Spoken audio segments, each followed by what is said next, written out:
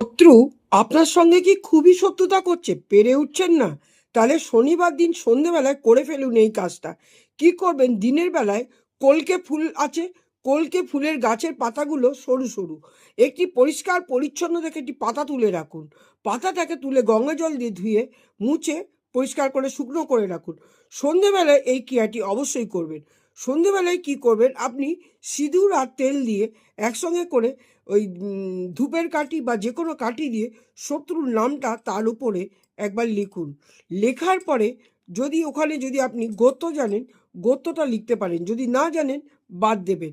এবারে কি করবেন, ওইটা পাতাটা নিয়ে আপনি কি করবেন, পাতাটা নিয়ে আপনি কোনো বেল গাছে কাটার মধ্যে দিয়ে আসবেন। বেল গাছের যে কাটার মধ্যে দূরে উঁচুতে আটকে দিয়ে আসবেন। অশ্বত্থ গাছে কোনো জায়গায় আটকে দিয়ে আসতে পারেন, বা বটবৃক্ষের গাছে কোনো জায়গায় ভেতরে ঢুকিয়ে দিয়ে আসতে পারেন, এবং সেটা শত্রুর নাম করে অন্তত 11 বার নাম করে এটা করবেন। দেখবেন শত্রুতা ভুলেই যাচ্ছে।